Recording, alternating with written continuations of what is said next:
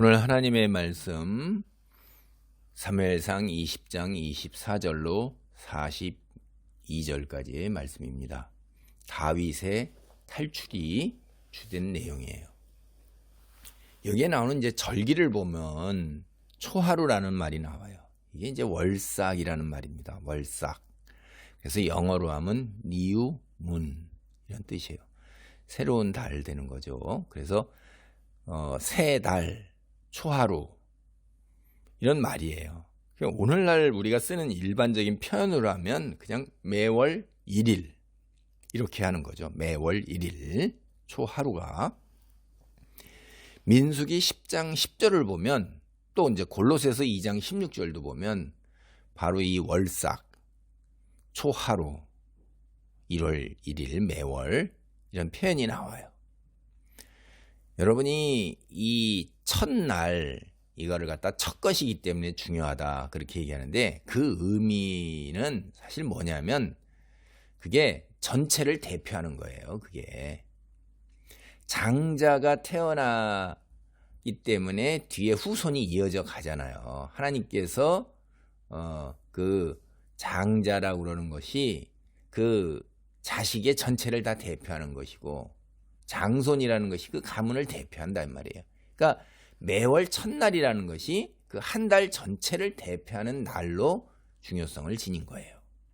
이 이스라엘 백성들은 이제 초하루가 뭐냐면 매월 1월 1일이 지난달을 지켜주신 하나님 은혜에 감사하는 거예요. 그리고 이제 새로운 한 달이 시작이잖아요. 새로운 한 달 전체를 하나님께서 지켜주시기를 소원하는 거예요. 그리고 그것을 믿는다, 의지한다 그런 뜻에서 이제 나팔을 불어가지고 이 절기를 선포를 했습니다. 월삭을 선포하는 거죠. 그리고 나서 노동을 금지했어요. 일을 하지 아니하고 하루를 쉬었다, 안식했다 이 말이죠. 그리고 일 안 하고 그냥 쉬는 것에서 더 나아가가지고선 이때 하나님께 속죄제도 드리고 감사제도 드리고 이런 희생 제사를 드렸어요. 꼭 안식이라고 거의 비슷하죠. 예, 안식일처럼 대단히 중요하게 생각해서 그 매달 초 하루를 그렇게 절기로 지켰던 것입니다. 근데 이제 이스라엘이 멸망하고 바벨론으로 끌려갔다 돌아온 이후에 월삭, 이 초하루가 더 중요하다고 생각됐어요. 이스라엘 백성들이. 그래서 이런 것들을 우리가 열왕기 하 4장 23절이나 시편 81장 3절, 호세아 5장 7절 이런 걸 살펴보면 우리가 이 초하루, 월삭하고 관련한 이런 이야기를 우리가 찾아볼 수 있습니다. 이스라엘 백성들이 이처럼 초하루, 월삭을 중요하게 생각했다면 우리는 여기에서 이제 어떤 그 가르침을 얻을 수 있을까 이런 거예요. 율법은 당연히 폐해졌죠. 이스라엘 백성들은 이건 이제 율법으로 이제 지켰던 건데 오늘날 그리스도인이 율법을 이렇게 이스라엘 백성들처럼 초하루를 절기로 지키고 유월절 절기를 지키고 뭐 이럴 필요는 당연히 없는 거예요. 그러나 우리가 그 정신을 한번 살펴보고 그 정신만큼은 우리도 본받을 필요가 있다 이 말이에요. 이스라엘 백성이나 우리나 다 일상생활을 살아가고 있는데 삶의 본질이 뭐가 바뀐 게 있냐 이 말이에요. 그건 없는 거예요. 여전히 하나님이 통치자시며 다스리시고 하나님이 우리에게 은혜를 베풀어서 우리가 일상의 삶을 살고 있다 이 말이에요. 그러니까 월삭의 의미를 부여하면서 하나님께 감사드리고 예배를 드렸던 그 정신, 그거를 율법 폐하는 것처럼 또 우리도 내려놓고 폐해버릴 필요까지는 없다 이 말이에요. 그 정신만은 우리가 기리고 본받고 이어가려 그것이 이제 더 오히려 당연한 거죠. 다시 말씀드리면 매월 월삭을 우리가 율법처럼 초하루를 지킨다 이런 것보다도 그 정신을 살려야 되는데 신약 성경을 보면요 오히려 매일매일이 초하루고 월삭이 되어야 되는 거예요. 여러분 율법에서는 11조를 드렸죠. 신약 시대에 들어와서 11조라는 얘기 나오지도 않습니다. 모든 것이 하나님 거예요. 내가 그 부분 중에서 하나님께 감사함으로 드리는 거고, 그래서 오히려 신약 시대의 헌금은 11조 드리는 걸로 끝나는 게 아니에요. 내 믿음의 수준대로 자기 자신이 알아서, 그렇다고 해서 내가 10분의 1, 10분의 2, 10분의 9 드려라 이런 얘기는 절대 아니고, 율법은 폐해졌으나 그 정신은 살아있다는 말씀을 드린 거예요. 그래서 매일매일이 초하루요 월삭인 것처럼 신약시대 그리스도인들에게 요구되는 거예요. 이게 더 정확한 겁니다. 여러분 성경 보면 뭐라고 그래요? 먹든지 마시든지 무엇을 하든지 간에 모두 주의 영광을 위하여 하라고 그랬잖아요. 여러분이 먹든지 마시든지가 뭐예요? 하루 세 끼잖아요. 다 여러분이 이 땅에서 생명이 붙어있는 한 다 주의 영광을 드러내면서 하는 거예요. 근데 율법에 따르면 뭐예요? 안식일만 주께 제사드리고 유의 영광을 위하고 나머지는 자기 삶 살잖아요. 이게 신약 시대에 와가지고선 구약의 율법보다 폐해졌기 때문에 뭐 내 멋대로 살아라 이러는 게 전혀 아니고, 오히려 그것보다도 더 강화된 본질적으로 정신을 더 살리기 때문에 더 하나님의 백성답게 거룩한 삶을 살아야 되는 것입니다. 오늘 이런 면에서 그리스도인이 매월 첫날 정도 한 달에 얼마나 분주하고 바빠요. 세상이 그렇게 분주하고 바쁠 수가 없어요. 통신의 발달과 교통의 발달과 과학기술의 발달로 삶이 개미 쳇바퀴, 죄송합니다, 다람쥐 쳇바퀴 돌리는 것보다 더 바쁘게 그냥 돌아가요. 예전처럼 그 슬로우, 천천히 이런 게 없는 거예요. 음식도 말도 일도 다 얼마나 우리를 몰아붙이고 있는지 몰라요. 그런 속에서 때로 쉼표를 찍고 휴식을 가지면서 천천히 생각하는 것, 이것이 얼마나 귀한 것이냐 해갖고 요새 슬로우, 천천히 그런 것들을 갖다가 이제 붙이고 이야기하는 경우들이 종종 있을 겁니다. 그러니까 매월 첫날을 하나님을 기억하며 시작하는 것, 이걸 율법적 문자적으로 지키라 이 말이에요. 본질적으로 여전히 필요하니까 적어도 월삭 초 하루에 하나님을 기억하고, 지난달 하나님의 은혜에 감사하고, 새 달에 하나님 다시 떠올리면서 하나님 중심으로 살아야겠다, 거룩하고 구별된 삶을 살아야겠다는 마음을 가다듬는 것은 여전히 필요하다 하는 것입니다. 오늘 본문은 사무엘상 20장 24절로부터 42절까지의 단락입니다. 이 단락의 큰 주제는 다윗이 사울의 왕궁에서 탈출을 하는 거예요. 사울로부터 탈출해 나가는 것입니다. 앞선 단락에서 우리가 다윗이 요나단을 찾아가 자신의 억울함과 무죄함을 호소한 것을 우리가 알아요. 그래서 요나단이 아버지 사울이 다윗을 죽이려 하는지를 알아보는 대책을 마련한 것, 우리는 거기 이야기에 나오는 것도 알고 있습니다. 오늘 본문이 바로 그런 그 대책을 그대로 시행하는 거예요. 본문 단락을 이제 세 개로 크게 구분할 수가 있는데, 먼저 20장 24절로 34절 단락에 요나단이 아버지의 의중을 확실하게 알고자 다윗과 함께 마련한 대책대로 그대로 행해보는 내용이에요. 사무엘상 20장 24절 말씀을 보겠습니다. 다윗이 들의 수문이라 초하루가 되매 왕이 앉아 음식을 먹을 때에 왕은 평시와 같이 벽곁 자기 자리에 앉아 있고, 요나단은 서 있고, 아브넬은 사울 곁에 앉아 있고, 다윗의 자리는 비었더라. 이게 제가 이제 또 말씀드리는데, 앞에 얘기하는 것처럼 사실 이스라엘뿐만 아니라 고대 근동사회 전체가 초하루 절기를 지켰어요. 근데 이거를 하루를 지키거나 때로 이틀에 걸쳐서 대단히 중요하게 지켰습니다. 그러니까 우상을 숭배하는 사람들도 이제 자기 신에게 정성을 다하는 거죠. 그래서 만약 이제 새 달 시작이 초승달 아시죠? 이렇게 크레센트라고 그러는 거, 초승달이면 그게 초승달이 새 달의 시작을 알리는 초승달이 이제 그 전달 달이 새로 시작하기 전날 그 전달의 마지막 날에 보이면 그 초승달이 시작이니까 그 달 마지막 날 지켰어요. 그리고 다시 또 세 달 초하루, 그건 진짜 달력상에서 새로운 달의 초하루잖아요.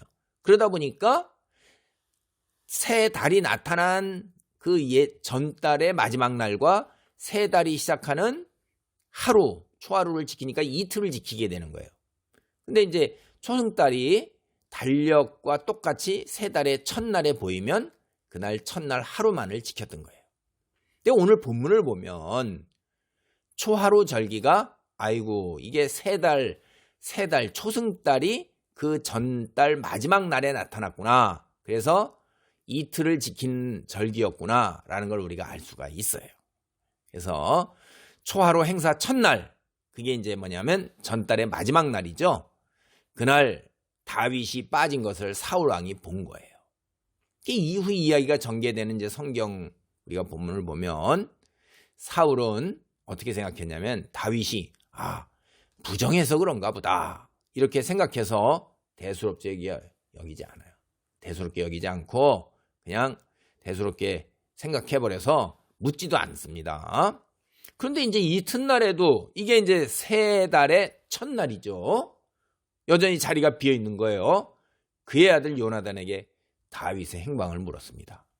요나단이 가족 행사가 있어서 베들레헴으로 떠나도록 허락했다. 이렇게 대답을 하자 사울은 대단히 분개했어요.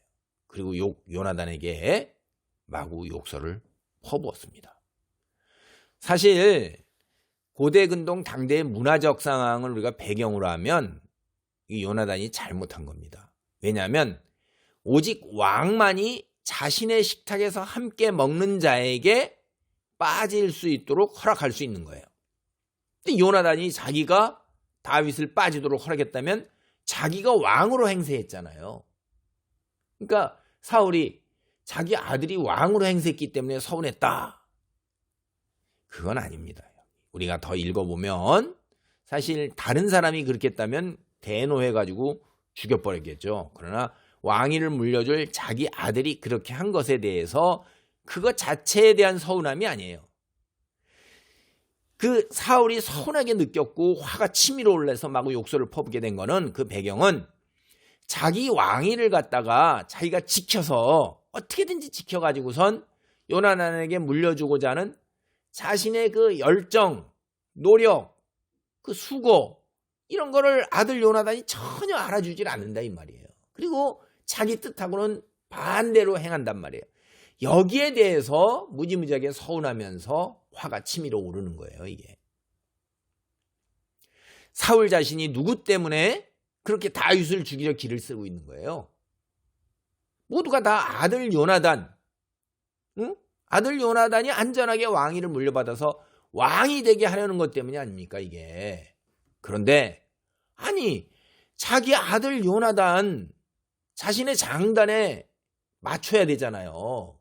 협력해도 이게 쉽지 않을 수 있는데 지금 요나단 자기 뒤통수 치고 있잖아요 이게. 응? 그뿐만이 아니에요.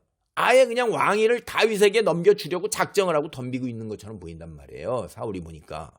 그러니까 이 사울이 볼 때 이게 분노가 치밀어 오르는 거죠. 그러니까 자기 자신을 못 다스리게 되는 거예요. 이렇게 되니까. 그래서 심한 욕설을 퍼붓는 건데 도대체 넌 어떤 놈이야? 넌 도대체 이 사생아 놈아. 사생아라는 게 이게 얼마나 얼마나 하니까 근본도 모르고 뭐 이러는 거 아니에요. 자기 자식 보고선 사생아라고 그러는 게 다윗이 살아있는 동안 너와 내 나라가 든든하게 서지 못한다는 걸 알지 못해서 그따위 짓 하느냐? 뭐 이런 거죠. 그러면서 이게 엄청난 사실은 욕설을 퍼붓고 있는 거잖아요. 여기서 이제 보면 사울이 왜 그동안 자기가 그처럼 다윗을 죽이고자 했는지 아예 대놓고 이야기하고 있는 거예요.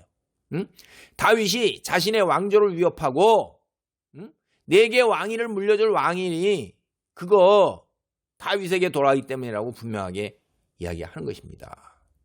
다윗이 살아있는 한 자신의 왕조는 미래가 없다. 이게 사울의 분명한 생각이에요.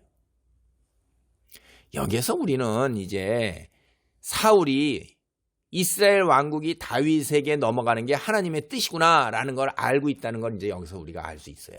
그렇죠? 이 말로서 자신의 왕위가 누구한테 돌아가느냐? 자기 아들에게 계승되는 게 아니라 다윗에게 돌아간다는 걸 알고 있는 거예요. 근데 한번 조금만 더 나가서 생각해 보세요. 우리가 이제 그리스도이니까 사울은 현실의 눈에 꽂혀 있는 거예요. 즉 세상에서 왕위를 지키는 것에 눈이 멀어 있는 거예요. 그래서 하나님 뜻을 거역하는 것입니다. 그걸 알면서도 어떻게든지 왕위가 다윗에게 넘어가지 않도록 인간으로서 최선의 노력을 기울이는 거예요. 다윗만 죽여버리면 자기에게 왕위가 올 거라고 생각해요.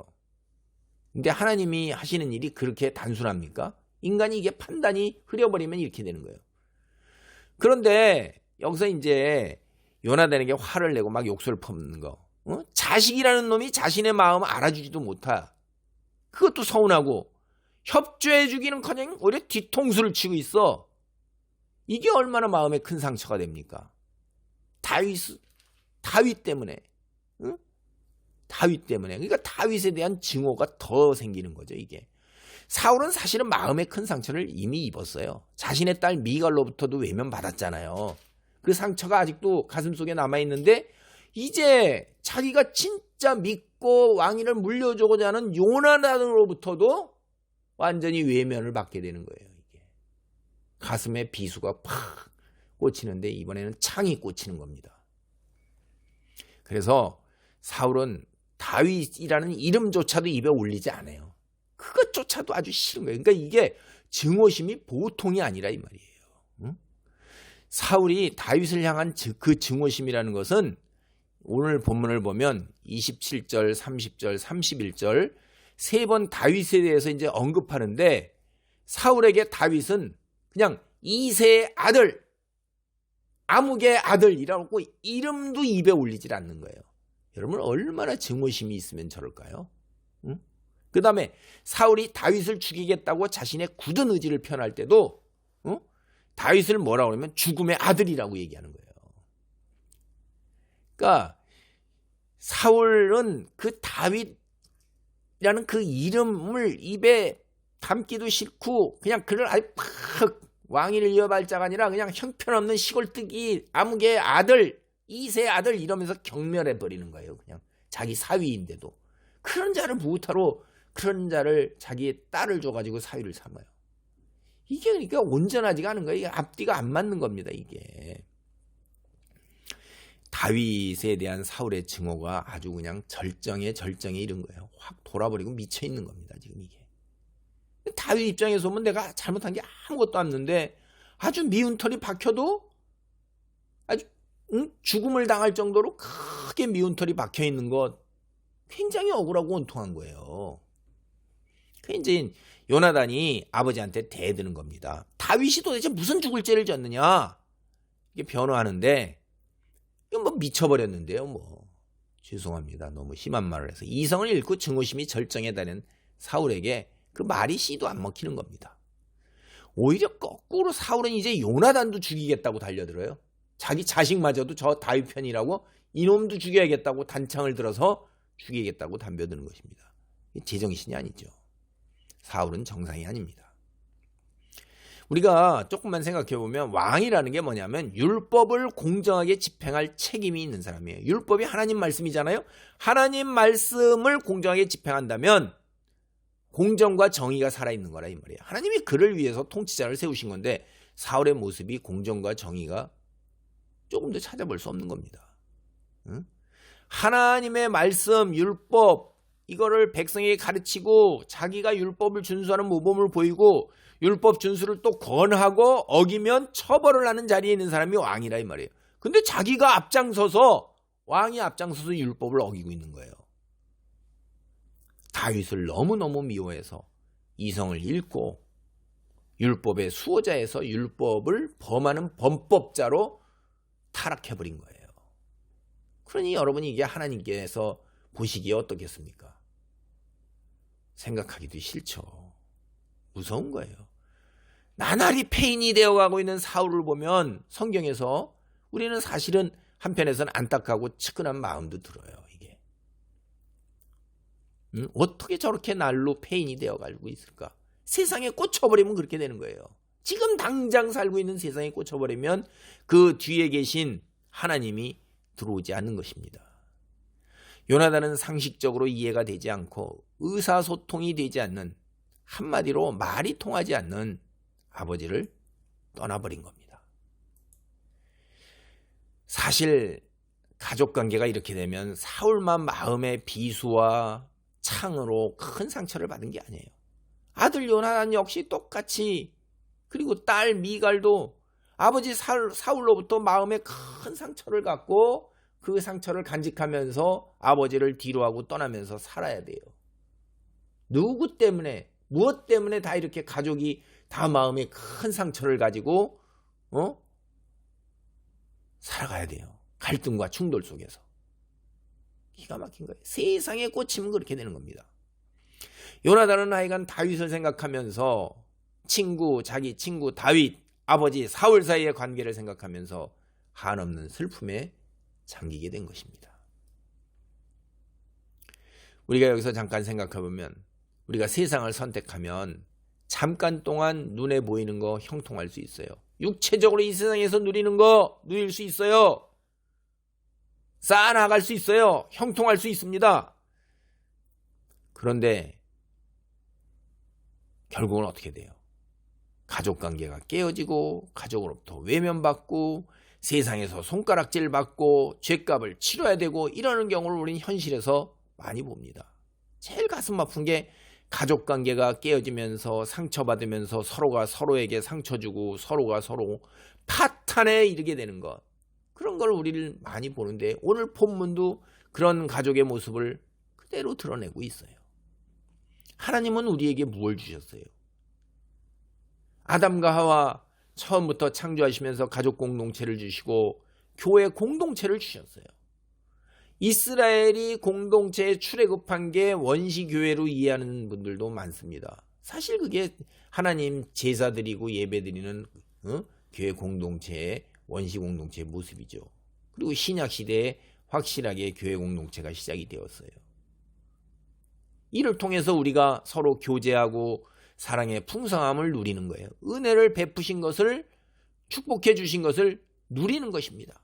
그런데 인간이 우매하고 무지하고 고집이 세고 악해서 하나님께서 주신 은혜와 축복을 소위 세상 말로 밥그릇을 갖다 발로 차고 밟아 깨트리는 거예요. 지가. 이게 인간이 고집스럽고 독단적이고 우매한 거예요. 아주.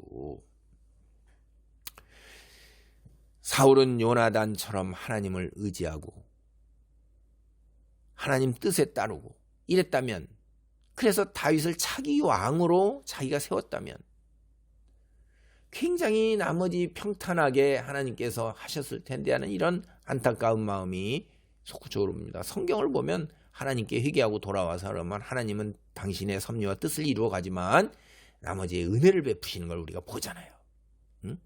사실 사울 조금만 정신 차려갖고 생각하면 자기도 아무것도 아닌 일개 백성이었어요. 시골 촌뜨기였죠. 죄송합니다. 근데 하나님이 선택해서 세워서 왕이 된 거지, 자기가 무슨 스스로 능력이 있어가지고선 왕이 된 게 아니잖아요. 인간이라는 게 올챙이가 개구리가 되면 올챙이 시절을 망각하고 스스로 파멸의 길로 걸어가는 것, 어깨와 목에 기부스를 하고 다른 사람들을 밑에 아래 깔고 발로 밟는 것, 이런 악한 본성을 지니는 게 참 슬퍼요. 이게 우리의 악한 본성, 이거 악한 영의 거짓, 유혹, 괴계, 이것 때문에 그런 거예요. 사실 성경 보면 아담과 하와 시절부터 우리를 갖다가 거짓과 유혹과 괴계로 오늘날처럼 이렇게 파탄이 나게 한 게, 속임수로 유혹해서 파탄 나게 한 게 사탄이잖아요. 이게 우리의 연약함과 부족함, 이걸 틈타고 들어오는데 여기에 우리의 악함까지도 더해져가지고 이런 일들이 벌어지는 것입니다. 제가 이런 말을 드리는 건, 우리의 연약함과 부족함은 성령의 역사와 하나님 말씀의 토대를 둬서 채워나가야 되고, 우리의 악함도 기도와 예배를 통해서 하나님께 붙어 있어서 성령의 역사로 예수의 보혈로 이게 덮어져야 돼요. 씻겨져야 돼요. 이거 우리 능력으로는 안 됩니다. 하나님이 세상을 창조하시고 아담과 하에게 가정 공동체를 만들어 주셨어요. 그리고 에덴 동산을 허락해 주셨어요. 지금까지 우리 인간의 본성이 변한 게 있어요? 예나 지금이랑 똑같습니다. 하나도 변한 게 없어요.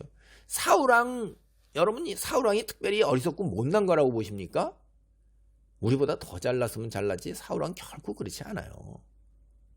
오늘 본문의 상황 벌어지는 거 사울이 특별히 어리석고 못난 게 아니라 우리 역시 똑같다 이 말이에요. 사울 왕의 자리에 있으면 거의 대부분 사람이 사울처럼 왕위를 자식에게 물려줘 발버둥 치는 거예요. 세상의 것, 재산, 부, 명예, 사회적 위치, 학위, 건강, 가문 세워가는 거 이거 다 세상 사람들이 다 추구하는 거예요. 우리 그리스도인도 알게 모르게 여기에 물들어 있고 영향받습니다. 이게 쉬운 일이 아니에요. 이게 하나님을 모르는 세상 사람들 다 이렇게 가고요. 하나님을 알기는 하지만 지식적으로 알기 때문에 체험적으로 하나님을 경험해서 정말로 신실하지 않는다면 하나님보다 세상을 우선적으로 선택할 수밖에 없어요. 교인들 그런 사람들 많습니다. 교회 나오는 교인들, 그리스도인이 아닌 교적부에 올라간 교인들 사울과 똑같은 행태를 보이며 살고 있어요. 교회 안에도 가라지가 많다 이 말이에요. 예수님께서 직접 말씀하신 거예요. 추수 때까지 기다려 가만두라고 얘기하셨잖아요.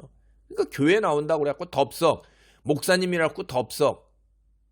여러분 내가 예수 이름으로 이렇게 큰 일을 행하지 않냐니까 라고 천국에 가서 예수님께 얘기하는데 하나님이 뭐라면 나는 널 모른다 이러잖아요. 여러분 그러니까 목사님도 여러분이 과연 하나님 말씀을 기준으로 하여 과연 여러분이 기도하는 가운데 판단하셔야 되는 거예요. 무조건 따라가면 여러분은 사꾼 목자를 따라가는 거고 교회 다니는 같은 교인이라고 그래갖고 무조건 믿고 신뢰하고 그 사람 말이 오라 이렇게 따라가면 그냥 신천지 가는 거예요. 응? 교회에서 가르쳐주지도 않은 건데 신천지가 진리야. 이래가지고 얼마나 집요하게 달라붙으니까 거기 호딱 넘어가고 기가 막힌 거예요. 하나님을 신실하게 믿는 그리스도인만이 요나단과 같이 하나님 말씀을 믿고 의지하고 순종할 수 있는 것입니다. 마치 요나단이 아버지를 뒤로하고 하나님 말씀에 순종하며 다윗을 택한 것, 이거 굉장히 어려운 거예요. 힘든 겁니다. 현실에서. 하나님께 충성하고 헌신하는 그리스도인만이 하나님 말씀을 따라 세상의 것들을 내려놓고 세상 사람과 구별된 삶을 살 수 있는 것입니다. 제가 다시 한번 강조해서 말해서 거룩한 삶의 모습을 빛으로 비추며 세상에 비추는 것, 그래서 하나님의 영광 드러내고 하나님의 살아계심을 증거하는 삶, 이거는 성숙한 그리스도인 요나단과 같은 믿음을 지닌 사람만이 가능한 것입니다. 사무엘상 20장 35절로 42절 단락은 다윗이 마침내 사울왕을 피해서 떠나가는 이야기예요. 사무엘상 20장 35절로 38절을 보겠습니다. 아침에 요나단이 작은 아이를 데리고 다윗과 정한 시간에 들로 나가서 아이에게 이르되 달려가서 내가 쏘는 화살을 찾으라 하고 아이가 달려갈 때에 요나단이 화살을 그의 위로 지나치게 쏘니라. 아이가 요나단이 쏜 화살 있는 곳에 이를 즈음에 요나단이 아이 뒤에서 또 외치되 지체 말고 빨리 다름질하라 하며 요나단의 아이가 화살을 주어가지고 주인에게로 돌아왔으나 그 아이는 아무것도 알지 못하고 요나단과 다윗만 그 일을 알았더라. 아버지 앞을 물러나온 요나단은 다음날 아침에 앞서 다윗과 약속한 대로 모든 것을 이행한 겁니다. 다윗과 정한 시간에 들로 나가서 화살을 줍는 아이를 향해 화살이 내 앞쪽에 있으니 꾸물거리지 말고 다름질해서 더 멀리 가라 고 외치는 거예요. 이게 이제 비밀 신호였잖아요. 더 멀리 가라. 아이가 화살을 찾으러 달려나갈 때 사흘 전에 약속한 대로 아이 위로 화살을 쏜 거예요. 그래서 아이 앞에 화살이 떨어지게 한 거예요. 다윗에게 비밀 신호를 보내었지만 아이는 그걸 알 수가 없는 거죠. 아이는 단지 그냥 화살만을 주어가지고 요나단에게 돌아온 것입니다. 이후에 사무엘상 20장 35절로 41절 단락 이야기를 보면 요나단이 이제 화살을 주온 아이에게 무기를 맡기고 먼저 집으로 가라 이렇게 한 다음에 다윗을 만나요. 근데 여기 좀 이상하죠. 아니 그렇게 만날 거면 뭐하러 굳이 다윗에게 신호를 보낼까? 그냥 만나서 이야기하면 되지. 응? 뭐 때문에 신호를 보내놓고 나서 다시 이제 다윗을 만날까 그런 거예요. 이게 이제 우리가 세상적으로 볼 때도 두 가지 정도 생각이 되죠. 비밀 신호를 보냈어도 친구 다윗을 만나서 정식으로 작별을 고해야겠구나 이렇게 생각한 거예요. 그렇죠? 이게 어떤 사이예요? 그냥 신호로 휙 보내고 얼굴도 못 보고 헤어져서는 안 되겠다는 거죠. 응? 그러니까 비밀 신호로 전해줬지만 다윗을 만나서 마음이 너무나 다윗을 향한 마음이 지극하니까 직접 한번 얼굴 봐야겠다. 이렇게 할 수 있어요. 두 번째는 이제 또 요나단이 직접 대면해서 사울 왕의 마음을 전해주는 거. 이거 사실 마음이 굉장히 아픕니다. 그래서 비밀 신호를 보내서 직접 대면해서는 석별의 정만을 나누고 그 이야기 입에 담지 않는 거예요. 여러분 우리가 영화나 드라마 이런 거 볼 때도 가슴 아픈 소식을 전해주는 사람들이 굉장히 힘들잖아요. 전사했다는 소식을 전해주는 거 뭐 이런 거 영화 같은 거 보면 굉장히 힘듭니다. 그 다음에 이별의 소식이나 석별의 소식이나 이 가슴 아픈 이런 사고 소식을 전하는 게 너무나 힘들잖아요. 그럴 수 있다 이 말이에요. 그러면 이제 비밀 신호를 받고서 다윗도 마음의 준비를 할 짬이 생기는 거잖아요. 그래서 다윗과 요나단 사이의 우정 이거가 참 지극히 각별한데 사울 왕의 그 강팍한 마음 전해주는 거 참 쉽지 않아서 이렇게 할 수 있다 거죠. 뭐 어찌 되었든 간에 성경은 그렇게 했다고 그런 거고 우리는 그걸 여러 가지 해석이 그게 크게 중요한 건 아니고요. 다윗과 요나단이 광야에서 마지막으로 작별 인사를 나누는데 다윗이 3차례나 요나단에게 절을 해요. 다윗이 현 상황에서는 어떻게 돼요? 그리고 요나단이 형이에요. 나이가 많습니다. 그러니까 3차례나 이제 지극하게 하는데 요나단이 다윗에게 평안히 가라 복을 빌어주면서 둘 사이 맺은 언약을 확인한 거예요. 요나단은 현실 속에서 오히려 어려움에 처한 다윗에게 자기 자손을 부탁을 하는 거예요. 다윗 자손과 자기 자손 사이에도 우리가 맺은 언약 그 유효한 걸 그걸 강조하는 거예요. 이게 뭐예요? 미래에 이루어질을 내다보는 겁니다. 확신 속에서 미래에 이루어질이 현재에 임한 것처럼 사는 믿음의 사람인 거예요. 그리스도인이 바로 이런 믿음을 지녀야 되는 거예요. 장차 이루어질 일이 현재 속에 들어와 침투에 들어와 있어야 되는 겁니다. 그게 믿음인 것입니다. 하나님 앞에 설 그 미래에 이루어질 일이 지금 내가 하나님 앞에 선 것처럼 오늘을 살아야 되는 거고 장차 내가 누릴 영광 그기의 소망을 갖고 오늘 내가 영광을 누리는 것과 같은 현재에 이루어진 것처럼 그렇게 살아가야 되는 거예요. 지금 있는 고난과 시련 속에서 좌절하면서 그것에 눈이 꽂혀 살아가면 요나단과 같은 믿음을 지닌 사람이 아니라는 거예요. 요나단은 자기가 지금 왕궁에 있으면서 왕자로서 왕세손으로서 누리는 것이 아니라 다윗의 미래에 이루어질 왕위를 보면서 오히려 거꾸로 계속해서 다윗을 붙들고 있는 것을 봅니다. 예수님께서도 그렇게 말씀하셨어요. 미래에 이루어질 하나님의 나라가 현재에 임했고 침투에 들어와 있다고 우리의 삶에 말씀하셨어요. 미래에 대해 소망을 갖고 미래가 실현된 것처럼 현재를 살아가는 사람이 그게 그리스도인이고 성숙한 믿음의 사람인 것이에요. 다윗과 요나단이 맺은 언약의 증인은 여호와였습니다. 두 사람 모두 신실한 사람이었기에 여호와께서 증인 되셨으므로 두 사람 사이의 언약은 우리가 성경을 보면 끝까지 충실하게 지켜진 것을 알 수가 있습니다. 오늘 말씀을 정리합니다. 지금까지 이야기를 통해 이제 다윗의 궁궐 생활이 막을 내리게 되는 것을 봅니다. 이제부터는 이제 광야에서의 본격적인 도피 생활이 시작돼요. 더 큰 시련과 어려움이 다윗을 기다리고 있는 것입니다. 궁궐에서 겪었던 그런 갈등과 충돌은 비교가 안 되는 거예요. 시련의 골이 깊어질수록 영광의 그날이 다가오고 있는 거예요. 밤이 깊어질수록 새벽이 다가오는 것입니다. 이 세상에서 우리가 고난을 당하고 있습니까? 시련을 당하고 있습니까? 시간이 흘러가면 우리가 누리게 될 영광은 오히려 더 가까워지고 있다는 것을 기억하셔야 돼요. 마음의 위로를 받으셔야 돼요. 현실 너머에 있는 미래를 보는 눈을 우리가 가져야 합니다. 그래서 지금 내게 하나님께서 허락하신 풍복 그거 감사하면서 평안 속에서 불안과 두려움과 고통과 좌절이 아닌 평안을 누리기 위해서 기도하고 찬송하고 하나님 말씀을 읽으면서 신뢰 속에서 오늘을 살아가는 믿음의 사람이 되시기 바랍니다. 아멘.